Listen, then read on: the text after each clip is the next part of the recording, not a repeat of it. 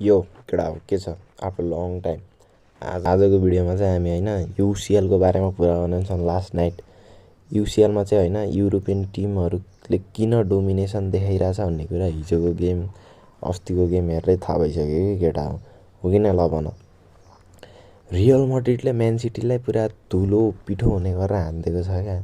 भ्यालभेड्रेले एक्लै डोमिनेसन हानिदिरहेको है। Man city त बच्चा बच्ची जस्तो छ। पेप गार्डियोलाको तालुमा आलु फलेको छ। नोटिस गरेको थियौ किन हिजो बिचरा के गरौँ भनेर तालुबाट पसिना आइरहेको थियो। अनि अर्को कुरा भ्यालभेड्रेको पोजिसन के हो तिमीहरूलाई पनि थाहा छैन, मलाई पनि थाहा छैन, त्यो आफैलाई थाहा छैन होइन। कहिले राइट ब्याक खेलाएको छ, कहिले सेन्टर सिएमएफ खेलाएको होइन। तर हिजो गेममा चाहिँ सेन्टर मिड भयो नि, त्यो आएर फरवार्ड भएर गोल हानिदिरहेछ क्या। त्यो चाहिँ एउटा ट्याक्टिक्सको रूपमा लगिरहेको छु होइन। मैले चाहिँ रियल मड्रिडको ट्याक्टिक्स हुनसक्छ कि त्यो, किन भन न मिडफिल्डरलाई अब होइन काउन्टर अट्याकमा अब म्यान मार्किङ गरेर राख्ने थोरै नै हुन्छन् कि प्रायः जसो होइन। सेन्टर ब्याकहरूले फरवार्ड र विङ्गरहरूलाई नै राख्छ कि काउन्टर म्यान मार्किङ गरेर। त्यही माथि सबैले म्यान मार्किङ गरेको बेला सर्लक्क मिडबाट कुद्दै आएर होइन रन बनाइदिरहेछ क्या। रन बनाइदिरहेछ अनि पास पनि दामी निकालिदिरहेछ रियल मड्रिडकाले। अनि त्यसलाई ट्याक्क फिनिस होइन। तर भ्यालभेड्रेको गोल हेर नि केटा, 3 गोल छ होइन। 3 गोलमा 2 गोल हेर न टाइट एङ्गलबाट हानेको छ क्या। जस्तो पायो त्यस्तो प्लेयरहरूले त्यहाँ हान्नै सक्दैन क्या। अनि अर्को फ्याक्ट कुरा के भन्ने भने चाहिँ होइन, बार्सिलोनाको फ्यान भए नि म, फेरेन टोरेस भन्दै खतरा फिनिसिङ हानिदियो यार हिजो भ्यालभेड्रेले। ह्याट्स अफ म्यान, सल्युट होइन। भ्यालभेड्रे उरुग्वेको player, Uruguayan player, love you man होइन। प्लेयर त राम्रो छ। अनि अर्को कुरा के भन्ने भने चाहिँ रियल मड्रिडको हिजोको गेममा प्लेयर हेर्ने भने मेन होला आतङ्क खुङ्खार प्लेयर छँदै छैन क्या। रोड्रिगो छैन, एम्बापे छैन, बेलिङ्गाम छैन, एडन मिलिटो छैन होइन। त्यही पनि हानेको छैन। अर्कोचोटि आयो भने म्यान सिटीलाई झन् कस्तो हान्लान् त्यो एकचोटि नोटिस गर न केटा। अनि अर्को गेमको कुरा गर्ने भने पिएसजी भर्सेस चेल्सी।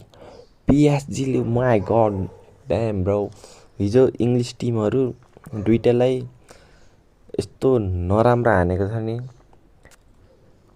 लिग 1को टिमले पिएसजी र चेल्सीको एउटा राइभलरी टाइपले नै हेर्छु म। किनभने अब तिनीहरूको होइन युसिएलको फाइनल होस् अनि क्लब वर्ल्डको फाइनल होस्, हेर न केटा कस्तो छ। एउटा गेम एउटाले जितेन, अर्को गेम अर्कोले जितिरहेको थियो क्या। तर हिजो पिएसजीले चाहिँ ओभरै हानो होइन। कार्भिस केलियाले चाहिँ अब लास्ट मिनटमा आएर नै 86 मिनट र 90+5मा दामी हानिदियो गोल।